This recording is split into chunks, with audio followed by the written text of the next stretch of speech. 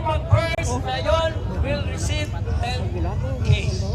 10,000. Bonus ha, bonus. Bonus yun, bonus. Oh, ang mag-first na yun will receive 10,000 bonus. Go first. Ha?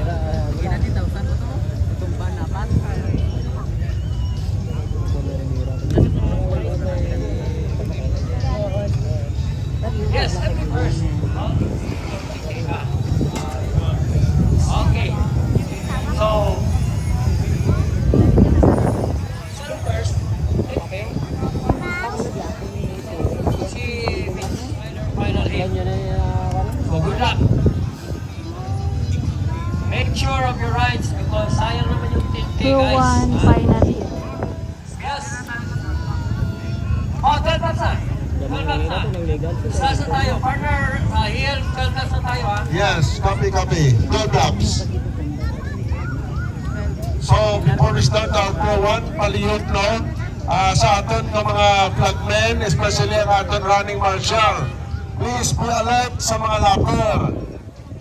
Be alert sa mga lapper. We have to inform them.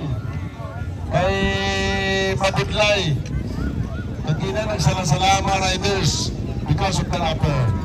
Okay. Ayan. Pagkala natin, ha? Number 3 and 10. And on Yamaha bike, number 77, that is on Bell. Green bike with R, that is right by team. Number 3, Gadget Ganawa, number 23, riding for Four Sister Racing Team, that is Mark Vanessa. And number, okay, that is Elsin. And we are Amit Sivera.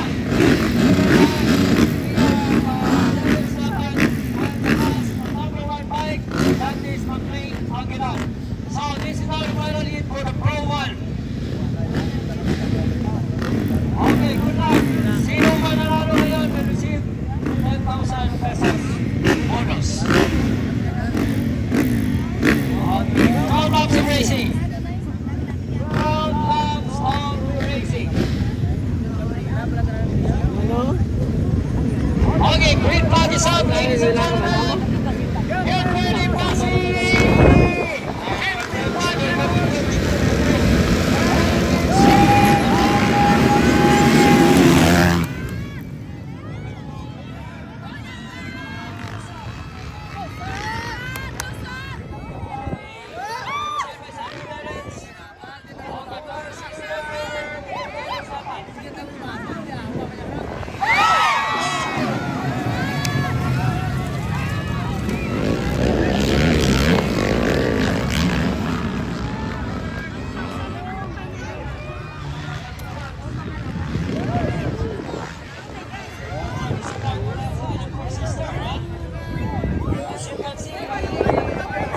Almost got the whole shot. Now leading the race of Gabriel and Team Yamaha. Followed by Terence Lapan. Mark Morales on third. Aguilar.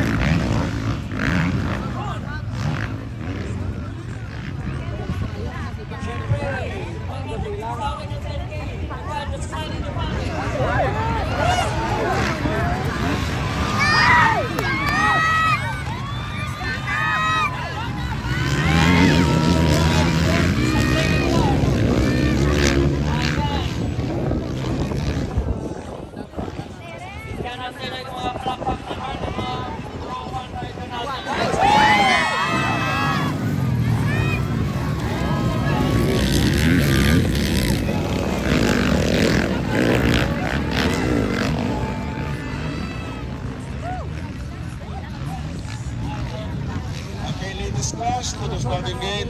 Attention, elite class and working professionals to the waiting area. Intermediate class, please prepare.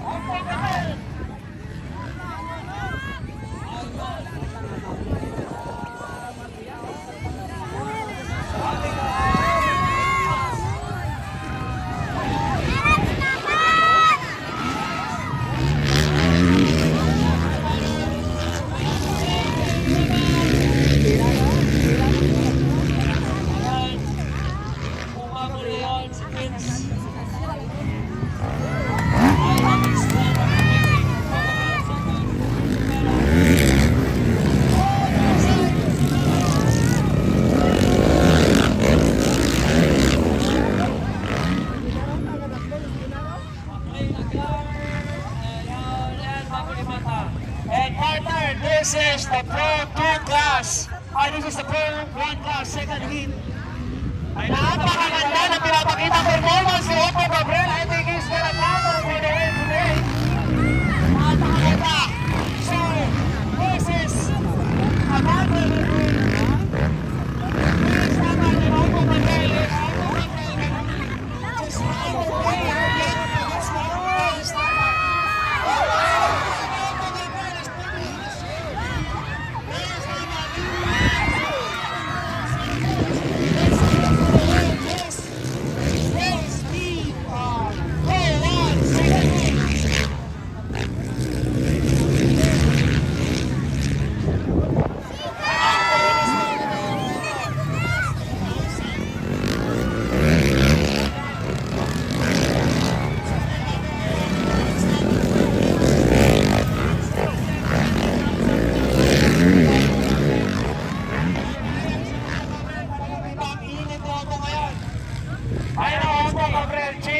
setup in his suspension kasi ako nag-set up ng suspension niya ngayon.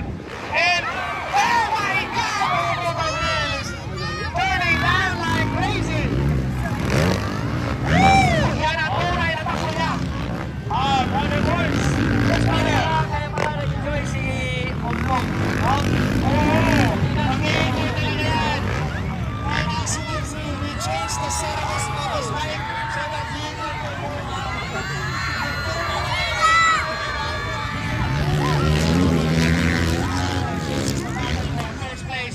Nakasunod si Michelin Rivera. Hindi natin pwedeng iwala si Michelin Rivera sa usapan. Dahil Michelin Rivera ay meron yung secret, no? Hindi mapayag yan taga-Jensan.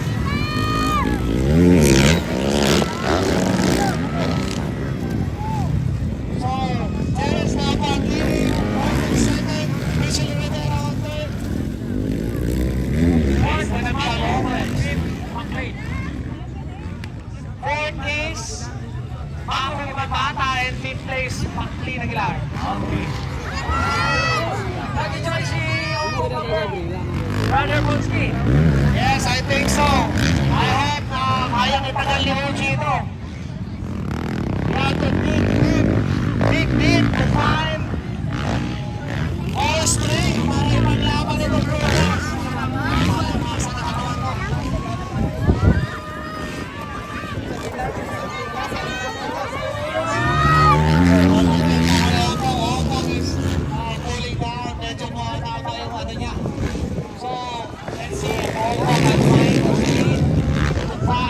To fight this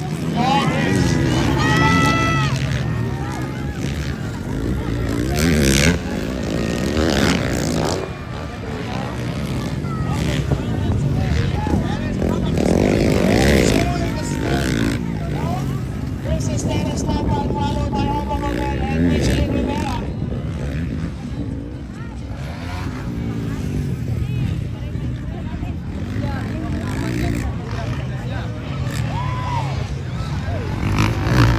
Ang linya nila ang difference. Medyo pumapasok sa slow mo sa inside pero ito.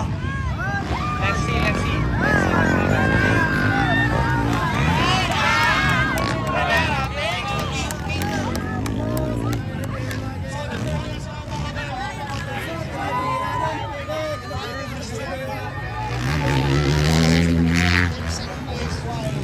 Dennis Tapan is leading the race.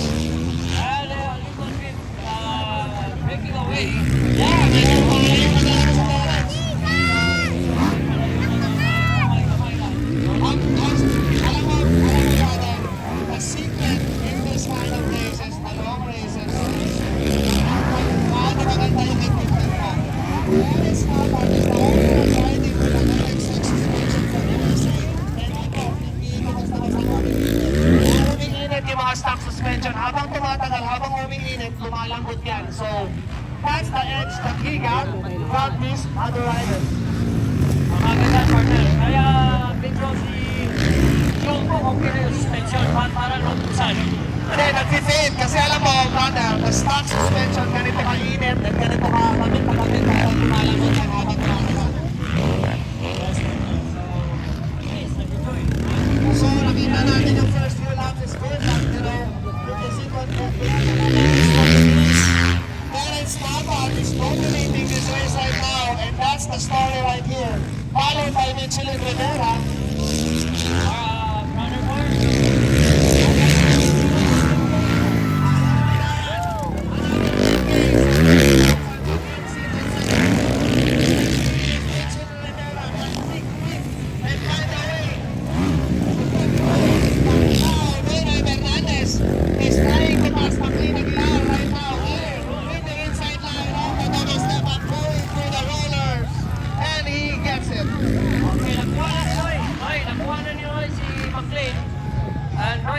is having a common time. Mag-effort talaga.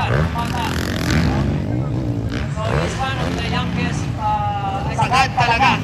Sagad pa rin. So, you need to find a way na hindi sumagat yung shot.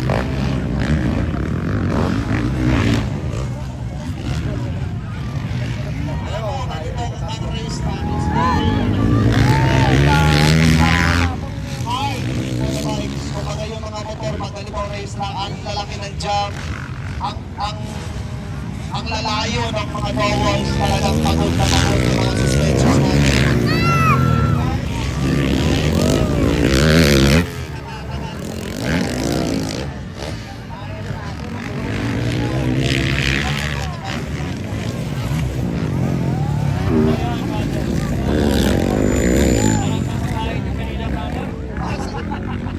Salamat nga pala. May dala sa amin ng alimango. Si JP, andyan pa? Andiyan pa. Sa nakulang namin kanina, alimango. Shoutout kay Brother JP, Antenas. So, Michelin Rivera is trying his best to be closer to Terence Napan, but ang hirap lumapit, no? Oh, umabot ni Mata, Black Pass, Otto Gabriel. For third place.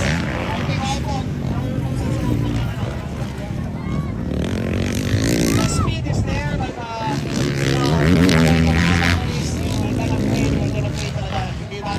hindi natin kaya shortcutin ito. Ganun talaga ang karera.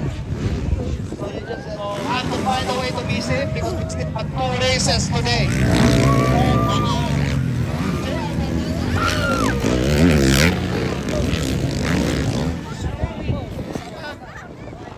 Slowly getting closer to the leaders.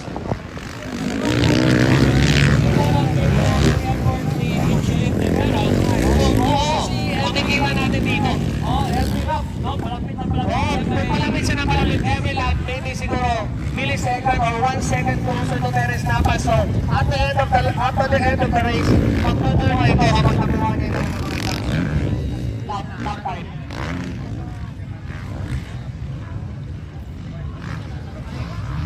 Yan si Marco. Kapampangan na yan si... Roy Fernandez. Robert Dimata and Don Fernandez, these guys are the newbies or baguhan dito from class. Pero, as you can see,